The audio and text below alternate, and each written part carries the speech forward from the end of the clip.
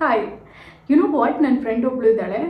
ಅವಳು ಅವ್ರ ಹಸ್ಬೆಂಡ್ ಆಫೀಸಿಂದ ಮನೆಗೆ ಬಂದಾಗ ಯಾವಾಗಾದರೂ ಒಂದೊಂದ್ಸರಿ ನನಗೆ 500 ರುಪೀಸ್ ಕಳಿಸಿ, 1000 ರುಪೀಸ್ ಕಳಿಸಿ ಅಂತ ಅವ್ರ ಹಸ್ಬೆಂಡ್ ಹತ್ರ ಕೇಳಿ ಇವಳು UPIಗೆ ಟ್ರಾನ್ಸ್ಫರ್ ಮಾಡಿಸ್ಕೊತಾಳೆ. ಆ್ಯಂಡ್ ನಾನು ಇವತ್ತು ಗ್ರೋಸರೀಸ್ ತರಕ್ಕೆ ಹೊರಗಡೆ ಹೋಗಿದ್ದೆ, ಅವಾಗೇನೋ ತಿಂದೆ ಕುಡಿದೆ, ಸೊ ಎಲ್ಲ ಸೇರಿ ಇಷ್ಟ ಆಯಿತು ಅಂತ ಬಾಯಿ ಮಾತಲ್ಲಿ ಹೇಳಿ ಕಳಿಸ್ಕೊತಾ ಇದ್ಲು. ಬಟ್ ನಿಜ ಏನಂದರೆ ಅವಳು ಎಲ್ಲೂ ಹೋಗಿರ್ತಾ ಇರಲಿಲ್ಲ, ಏನೂ ತೊಗೊಂಡಿರ್ತಾ ಇರಲಿಲ್ಲ. ಆದರೆ ಅವಳ ಇಂಟೆನ್ಷನ್ ತಪ್ಪಲ್ಲ. ಈ ರೀತಿ ಎಕ್ಸ್ಟ್ರಾ ಮನಿನ ಅವ್ರ ಹಸ್ಬೆಂಡ್ ಹತ್ರ ಕಳಿಸ್ಕೊಂಡು ಸೇವ್ ಮಾಡೋದು ಅಥವಾ ಸೇಫ್ ಜಾಗದಲ್ಲಿ ಇನ್ವೆಸ್ಟ್ ಮಾಡೋದು ಅಥವಾ ಏನೋ ಒಂದು ತೊಗೊಳ್ಬೇಕು ಅಂತ ಅಂದಾಗ ಪ್ರತಿ ಸರಿನೂ ಹೋಗಿ ಹಸ್ಬೆಂಡ್ ಹತ್ರ ಕೇಳೋದ್ರ ಬದಲು ಇವಳು ಸೇವ್ ಮಾಡಿರೋ ದುಡ್ಡಲ್ಲಿ ತೊಗೊಳ್ಳೋಣ ಅನ್ನೋದು ಇವಳ ಇಂಟೆನ್ಷನ್ ಆಗಿತ್ತು. And of course she is unemployed.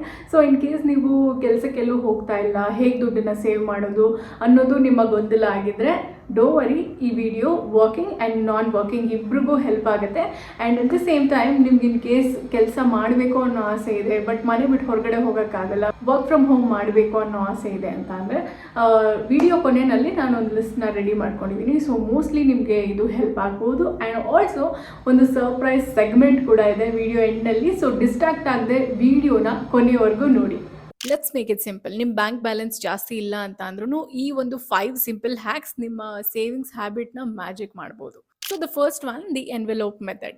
ಮೊದಲು 3 ಎನ್ವೆಲೋಪ್ ತಗೊಳ್ಳಿ. ಇದರಲ್ಲಿ ಮೊದಲನೇದಾಗಿ ನಿಮ್ಮ ಎವ್ರಿ ಮಂತಿನ ಖರ್ಚು, ನೀಡ್ಸ್ ಲೈಕ್ ಹೌಸ್ ರೆಂಟ್ ಆಗಿರ್ಬೋದು, ಅಥವಾ EMIs ಆಗಿರ್ಬೋದು, ಅಥವಾ ವೈಫೈ ಬಿಲ್ ಆಗಿರ್ಬೋದು, ಫೋನ್ ರೀಚಾರ್ಜ್ ಆಗಿರ್ಬೋದು, ಈ ರೀತಿ ಖರ್ಚು ಮಾಡಲೇಬೇಕು ಅನ್ನುವಂತಹ ಒಂದು ಅಮೌಂಟ್ ಏನಿರುತ್ತೆ ಅದನ್ನ ಈ ಎನ್ವೆಲೋಪಲ್ಲಿ ಹಾಕಿ, ಫಸ್ಟ್ ಎನ್ವೆಲೋಪಲ್ಲಿ. So the second one is emergency or goal envelope.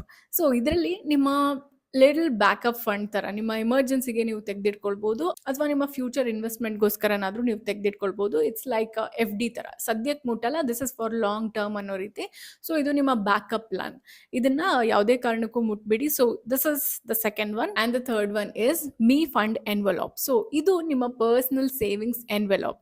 ಇದರಲ್ಲಿ 100 ರೂಪಾಯಿನಾದರೂ ಆಗಿರಲಿ, 500 ಆದರೂ ಆಗಿರಲಿ, 5,000ನಾದ್ರೂ ಆಗಿರಲಿ, ಇದರಲ್ಲಿ ನಿಮ್ಮ ಎವ್ರಿ ಮಂತ್ ಸೇವಿಂಗ್ಸ್ ಹೋಗಲೇಬೇಕು. ಎಷ್ಟೊಂದು ಹಾಕೋಣ ಅಂತ ಅನ್ಕೊಂಬೇಡಿ. ಒಂದು ಅಮೌಂಟ್ನ ನೀವು ಫಿಕ್ಸ್ ಮಾಡ್ಕೊಳ್ಳೇಬೇಕು. ಅದು 10 ರೂಪಾಯಿನಾದ್ರೂ ಆಗಿರಲಿ, 100 ಆದರೂ ಆಗಿರಲಿ, ಎಷ್ಟಾದರೂ ಆಗಿರಲಿ, ಒಂದು ಅಮೌಂಟ್ನ ಫಿಕ್ಸ್ ಮಾಡ್ಕೊಳ್ಳೇಬೇಕು. And at any cost every month ಈ ಎನ್ವೆಲೋಪ್ಗೆ ನಿಮ್ಮ ಸೇವಿಂಗ್ಸ್ ಹಾಕಲೇಬೇಕು, so that it gives you a direction. Second one is the guilt jar. This is very interesting. ನೀವು ಎವ್ರಿ ಟೈಮ್ ಓವರ್ ಥಿಂಕ್ ಮಾಡಿದಾಗ, ಅಥವಾ ಬ್ರೇಕಪ್ ಆದಮೇಲೂ ನಿಮ್ಮ ಎಕ್ಸ್ನ ನೆನೆಸ್ಕೊಂಡು ಹತ್ತಾಗ, ಆರ್ ಯಾರ ಜೊತೆನಾದರೂ ಅನ್ನೆಸೆಸರಿಯಾಗಿ ಆರ್ಗ್ಯುಮೆಂಟ್ ಮಾಡಿದಾಗ, ಬಟ್ ನೀವು ಅನ್ನೆಸೆಸರಿಲಿ ಆರ್ಗ್ಯುಮೆಂಟ್ ಮಾಡಿದ್ದೀರಾ ಅಂತ ನಿಮ್ಗೆ ಹೇಗೆ ಗೊತ್ತಾಗುತ್ತೆ?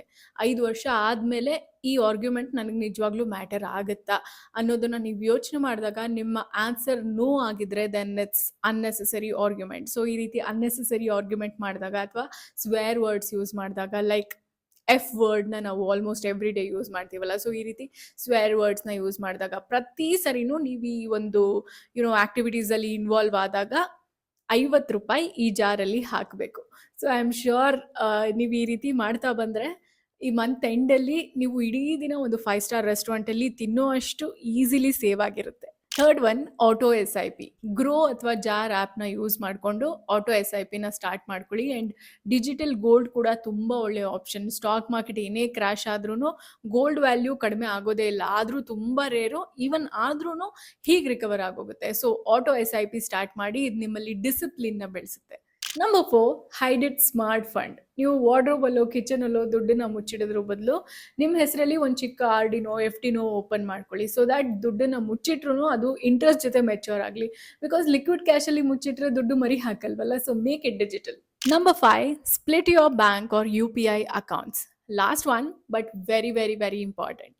ನೀವು ಹೇಗೆ ನಿಮ್ಮ ವಾರ್ಡ್ರೋಬಲ್ಲಿ ದಿನ ಉಟ್ಕೊಳ್ಳೋ ಸೀರೆ ಆ್ಯಂಡ್ ಫಂಕ್ಷನಿಗೆ ಉಟ್ಕೊಳ್ಳೋ ಸೀರೆ ಅಂತ ಬೈಫರ್ಕೇಟ್ ಮಾಡಿರ್ತೀರಲ್ಲ, ಅದೇ ರೀತಿಯೇ 2 UPI ಅಕೌಂಟ್ಸ್ ಅಥವಾ ಬ್ಯಾಂಕ್ ಅಕೌಂಟ್ನ ಮೇಂಟೈನ್ ಮಾಡಿ. ಒಂದು UPI ಅಕೌಂಟ್ನ ನೀವು ಎವ್ರಿ ಡೇ ಖರ್ಚಿಗೆ ಅಂತ ಇಟ್ಕೊಳ್ಬೋದು, ಆ್ಯಂಡ್ ಇನ್ನೊಂದನ್ನು ಎಮರ್ಜೆನ್ಸಿ ಅಂತ ಹೇಳಿ ಇಟ್ಕೊಳ್ಬೋದು. ಅದನ್ನು ಯಾವುದೇ ಕಾರಣಕ್ಕೂ ಮುಟ್ಟೋ ಹಾಗಿಲ್ಲ.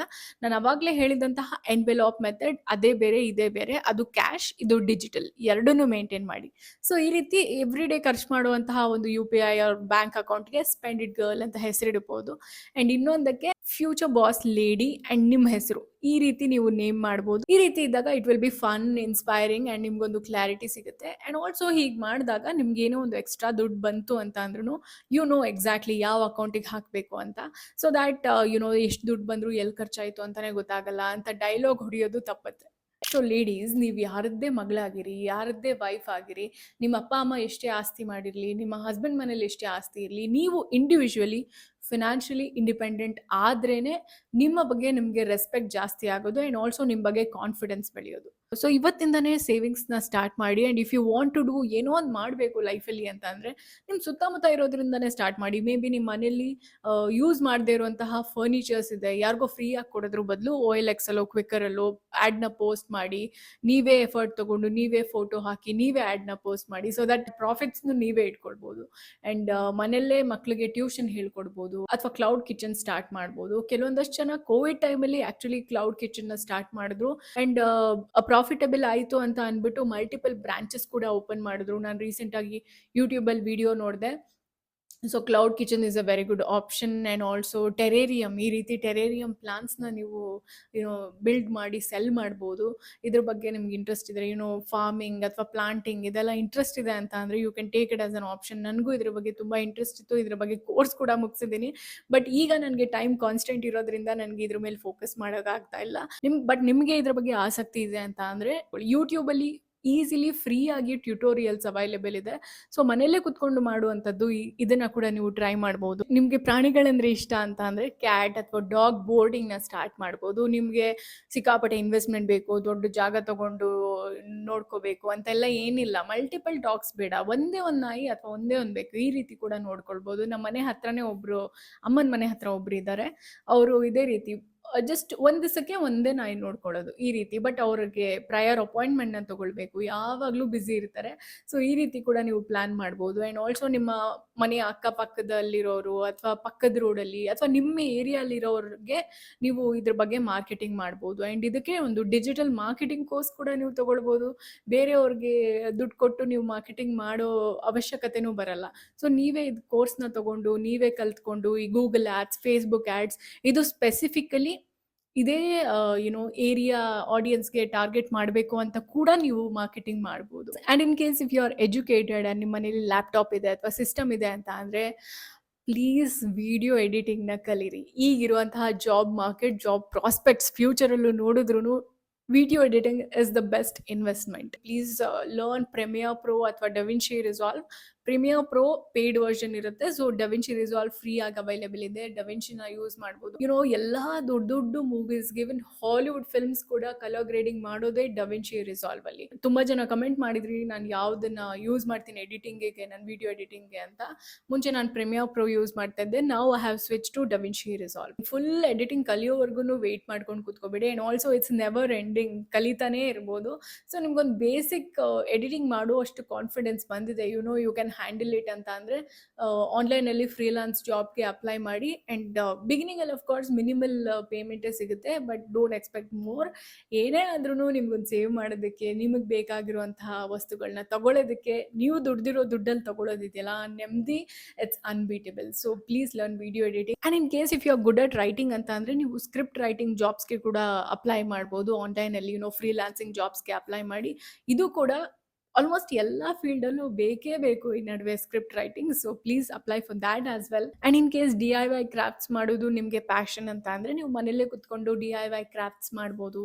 May be birthday gift items ಆಗಿರ್ಬೋದು ಅಥವಾ decor pieces, home show pieces, ಇದೆಲ್ಲದನ್ನು ಮನೆಯಲ್ಲೇ ಮಾಡಿ ಅದಕ್ಕೊಂದು ಇನ್ಸ್ಟಾಗ್ರಾಮ್ ಪೇಜ್ನ ಓಪನ್ ಮಾಡಿ you can start marketing. In case ನೀವು ಡಿಜಿಟಲ್ ಮಾರ್ಕೆಟಿಂಗ್ ಕಲ್ತ್ರೆ ಅದನ್ನ ಹೇಗೆ ಮಾರ್ಕೆಟಿಂಗ್ ಮಾಡ್ಬೋದು ಅನ್ನೋ ಒಂದು ಐಡಿಯಾ ಕೂಡ ಬರುತ್ತೆ.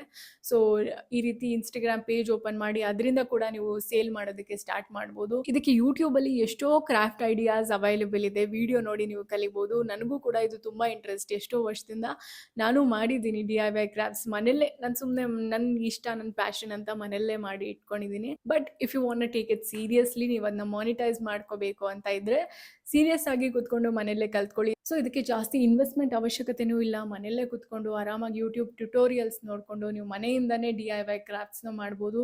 So do something. There are so many options. Think like a queen. Be financially independent. Especially for women it's very very important.